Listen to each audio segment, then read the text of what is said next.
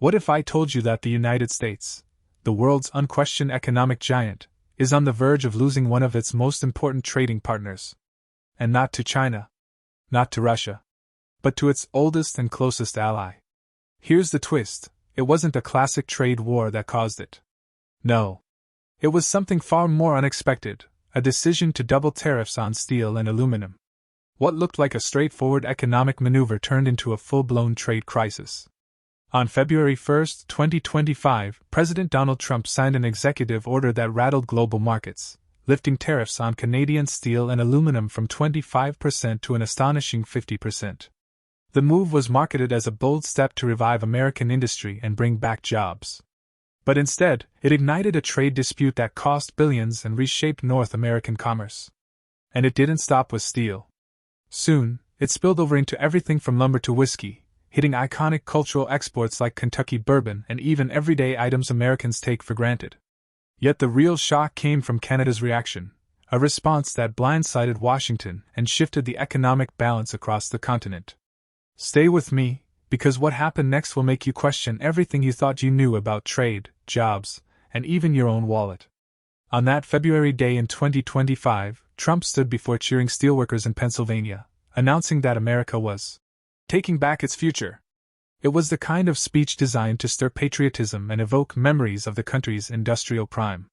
His directive was clear: tariffs on imported steel and aluminum would be doubled to 50%. On paper, it was about protecting American labor, rebuilding the Rust Belt, and reducing dependency on foreign supply chains. At first, the announcement looked like a clear-cut win for U.S. workers. But beneath the surface, something more complicated was brewing. That single decision set off a chain reaction, sparking a trade showdown with Canada, the very partner the U.S. had relied on for decades. Initial reactions were hopeful. Steelworkers pictured a flood of new jobs and humming factories.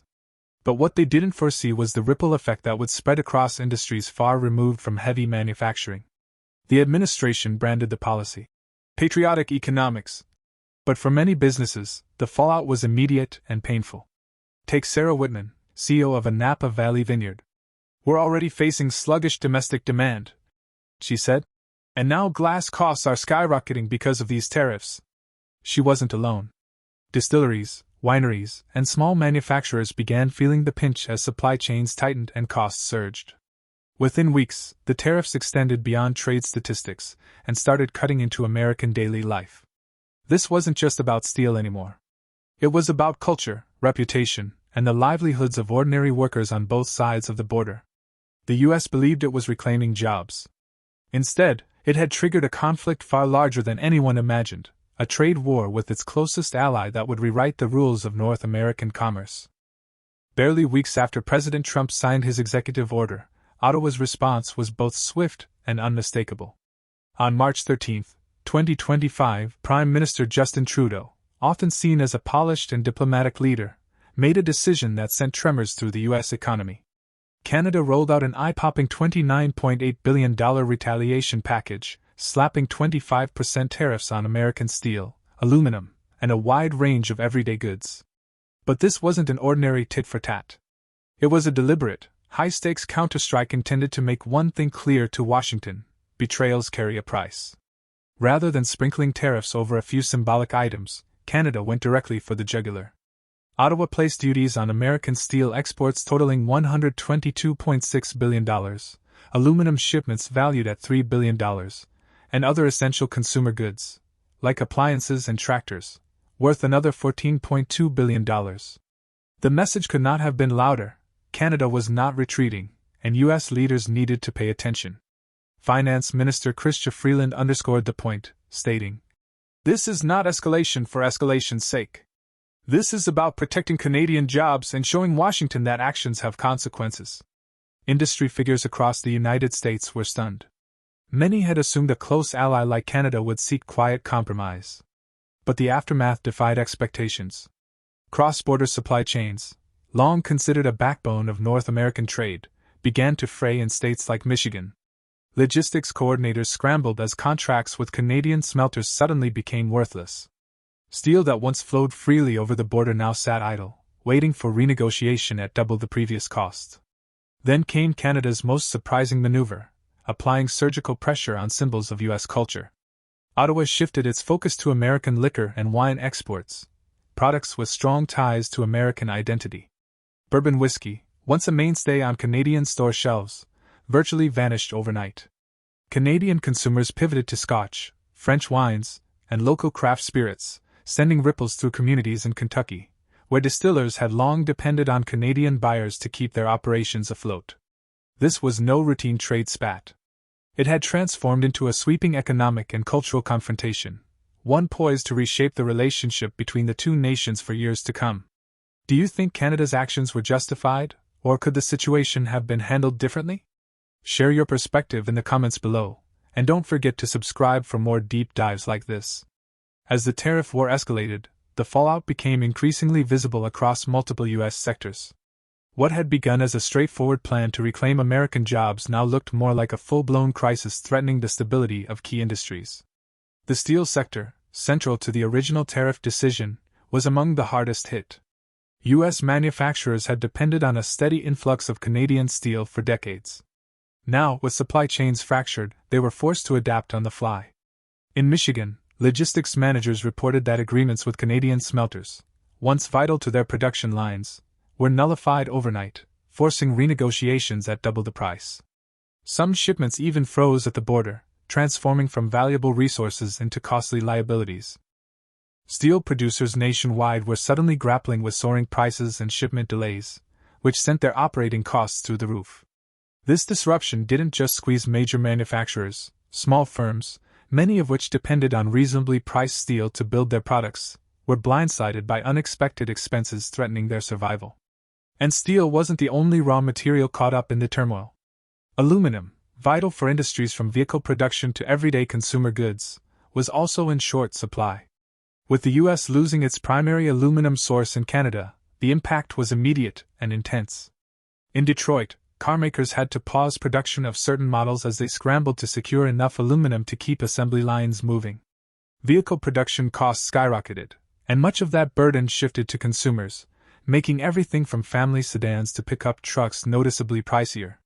The shockwaves also reached the construction sector, where American builders faced rising steel and aluminum costs.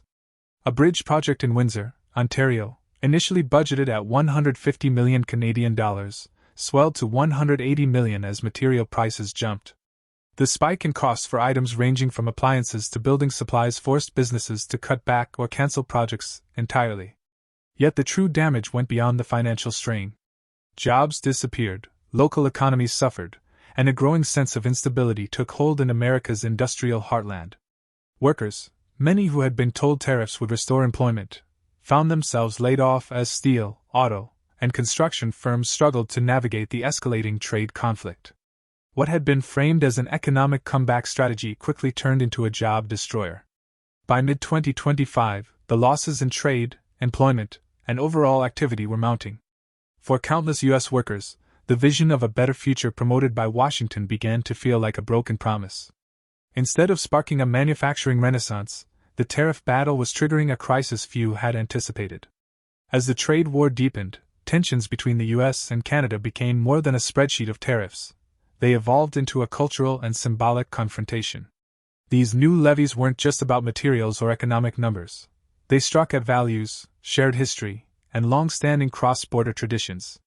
One of the clearest examples of this clash was the blow to American whiskey and other signature exports. When Canada imposed tariffs on U.S. bourbon and whiskey, the impact reverberated far beyond Kentucky's distilleries or Tennessee's warehouses. Bourbon isn't just alcohol, it represents American craftsmanship, heritage, and pride.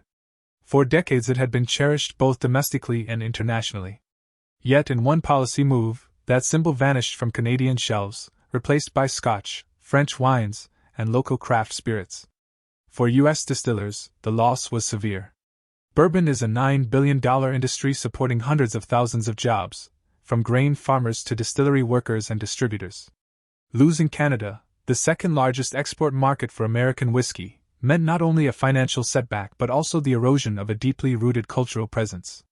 In Kentucky, where bourbon is woven into the state's identity as deeply as its rolling hills, the blow was felt in every barrel. Regional officials, including Kentucky's Governor Andy Basher, voiced strong concerns, warning that the situation extended far beyond corporate profits. Entire communities depended on these exports for their livelihoods. Yet, as shelves across Canadian liquor stores emptied, U.S. distillers were forced to confront an uncomfortable truth. Once Canadian consumers developed new tastes, many would never switch back. Bourbon, once a hallmark of American craftsmanship, was losing ground to rival spirits. But the issue reached deeper than sales. Its cultural impact filtered into everyday decisions.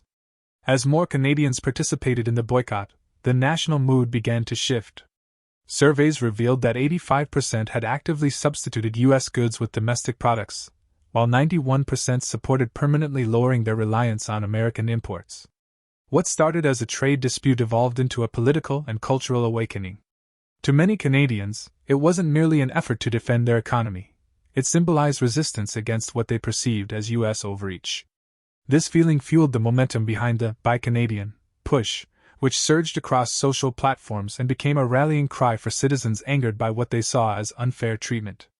A once seamless trade partnership fractured overnight. Symbols of American might, steel, whiskey, and beyond, no longer held their untouchable status. Canada, the once quiet neighbor, was now signaling it could stand tall and even prosper without the United States. As tariff repercussions rippled across America, backlash swelled among industry leaders and ordinary workers alike. A policy pitched as protection for U.S. jobs and manufacturing had morphed into a full-blown crisis, harming far more than it helped. Washington had assumed Canada, as a long-standing ally, would yield and strike a deal. Instead, Ottawa retaliated quickly and deliberately, leaving American households and businesses to cope with the fallout. In Kentucky, the beating heart of bourbon, frustration reached a fever pitch. Distillers who had counted on Canada as their top foreign buyer were now locked out of that market by punitive tariffs slashing their sales. Governor Basher decried the impact, insisting the trade war was endangering entire towns rather than safeguarding employment. "This isn't preserving jobs, it's destroying them," he lamented. Bourbon was more than just an export commodity. It was part of the state's cultural fabric. The losses were staggering, but the emotional toll felt heavier. Shipments to Canada plummeted, and long-loyal drinkers shifted to Scotch or Canadian craft spirits, with no promise of returning. The discontent wasn't limited to Kentucky. Steelworkers and other blue-collar laborers across the nation, once assured of job growth, were now facing layoffs amid spiraling costs and disrupted supply chains. In Pittsburgh, a city built on steel, workers stared at an uncertain horizon. "We thought tariffs would bring our jobs back. Instead, our biggest buyer, Canada, walked away. Now shifts are cut and guys are losing work," said union member Tom Rivera. Tariffs that were meant to revive America's industrial base had become emblems of economic backfire. And this anger was no longer confined to whiskey or steel alone. Across the United States, households and industries alike were straining under mounting costs as prices for essentials, from building supplies to automobiles, climbed at record speed. The National Association of Home Builders sounded an alarm, warning that tariffs on steel and aluminum were inflating the price of new houses and shutting more families out of the housing market. At the same time, American firms grappling with spiraling expenses and a volatile trade climate began to shift their focus abroad. Major players such as Ford and Amazon moved parts of their research, development, and manufacturing north to Canada, drawn by the relative calm of a market untouched by Washington's new duties. By mid-2025, frustration had boiled over. Citizens who were promised prosperity under protectionist measures now found themselves collateral damage in an intensifying trade war that threatened their jobs and livelihoods. The consequences of the tariff policy were plain to see: employment losses, surging prices, and communities scrambling to stay afloat. What had been framed as a win for American workers had morphed into a painful national reckoning. While the U.S. wrestled with the fallout, Canada quietly repositioned itself on the world stage. A once tight-knit, interdependent economic relationship began to loosen as Ottawa charted an independent path forward. The tariffs that Washington hoped would cripple Canada instead acted as a catalyst. Prime Minister Justin Trudeau recognized early on that Canada's reliance on U.S. markets had diminished over time, especially for core exports like metals and agriculture. Confronted with immediate challenges, Canada seized the chance to diversify and build new alliances. Turning outward, Canada intensified trade with European and Indo-Pacific partners.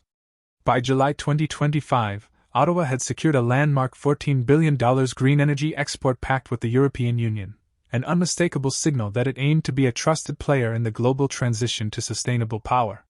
For Europe, eager to lessen its exposure to U.S. supply chains amid unpredictable American trade moves, the deal came at a perfect moment. Nor was Europe alone in its pivot toward Canada. Mexico, too, became a critical partner. A flurry of high-level meetings between Mexican and Canadian officials produced multi-billion-dollar joint ventures to expand cross-border infrastructure, from new rail lines to renewable energy grids. These partnerships allowed Canada to deepen its economic independence while expanding its influence and leverage in global markets. Energy underscored Canada's ongoing importance to its southern neighbor. The U.S. still imported more than 3.5 million barrels of Canadian crude daily, making that supply essential to keeping American refineries running and gas prices stable. Revenues from oil exports surged, fueling Canada's economic expansion even as its trade base diversified. Ironically, the tariffs meant to weaken Canada ended up strengthening it. By seeking out fresh markets and forging new alliances, Canada emerged more resilient than before, while the U.S., mired in rising costs and waning stability, found itself increasingly exposed. Canada had not only weathered the tariff war but had emerged stronger, an independent economic powerhouse capable of thriving without leaning on the United States. What had begun as a crisis transformed, against every expectation, into an opening for Canada to chart its own financial destiny. As Canada's self-reliance flourished, the U.S. became increasingly ensnared in the ripple effects of its own protectionist agenda. Measures that had been promised to revive American manufacturing and fortify the nation's industrial core were instead steering the country toward a full-fledged financial calamity. By the midpoint of 2025, the American economy was climbing a steep hill, burdened by ballooning national debt, surging inflation, and the painful aftershocks of its trade war with Canada. The most glaring symptom was the U.S. national debt, which had soared to a record-breaking $37 trillion. This was not a sterile statistic but a looming time bomb for the nation's finances. As interest payments devoured more of the federal budget, the system itself grew fragile. Each dollar spent servicing the debt meant one less dollar for roads, schools, hospitals, or energy security. Lawmakers across the aisle sounded the alarm, urging decisive action to avert disaster, but the political will to make hard choices was conspicuously absent. Policies crafted to shield U.S. industries and restore economic might were instead intensifying the country's financial distress. Inflation compounded the crisis. Prices for everyday goods and services were climbing at a rate unseen in decades. Gasoline shot past $5 a gallon, while urban rents spiked 11% in just 1 year. For ordinary Americans, this was no abstract trend, it was a daily reality. Families were shelling out more for groceries, electricity, and health care, yet wages had stagnated. A recent survey revealed that 68% of U.S. households named food and utility costs as their biggest financial stressors. The squeeze on the average household had never been tighter. American businesses were buckling under the same pressure. Manufacturers, especially in industries dependent on steel, aluminum, and auto components, were facing severe shortages. Many firms had to either absorb higher costs or pass them on to customers, further accelerating price hikes. In Michigan, an auto parts supplier admitted that some of his largest clients had already shifted production to Canada to sidestep the tariffs. This was no temporary setback. It marked a fundamental realignment of North American trade. Companies that once regarded the U.S. as their natural hub were now viewing Canada as a more stable, cost-effective alternative. As the trade conflict dragged on, the once unassailable dominance of the U.S. economy began to fracture. Tariffs intended to protect American jobs instead pushed businesses away, inflated consumer costs, and deepened the national debt crisis. Meanwhile, Canada prospered by broadening its markets and fortifying its global partnerships. The U.S. found itself scrambling, its economic clout slipping further out of reach. This struggle was about more than dollars and cents. It was about lost influence, eroded credibility, and a shaken sense of stability. What began as a bold gamble to revive U.S. industry had exposed an uncomfortable truth. Canada, long seen as the junior partner, had proven its ability to stand on its own, leveraging independence to strengthen its position on the world stage. The United States now finds itself wrestling with dwindling authority, crippled by mounting debt, persistent inflation, and a steady loss of global economic sway. What started as a seemingly minor tariff has snowballed, transforming the entire North American trade scene while the world looks on. But here's the unsettling question. If items like steel and whiskey can be turned into tools of leverage, what could be next? Could we see food, life-saving medicines, or even the backbone of our digital networks used as bargaining chips? The relationship between the US and Canada is shifting at breakneck speed, and no one knows exactly where it will lead. So, what's your take? Is there still a path for America to regain its footing, or has Canada forever tilted the balance of power? Share your perspective in the comments below. And if this topic caught your interest, don't miss my previous video, where we dive even deeper into the world's evolving economic order. We pour a lot of energy into these stories, and your support is what keeps them coming. If you haven't already, tap that subscribe button. It's quick, it's free, and it helps us keep delivering these deep dive reports.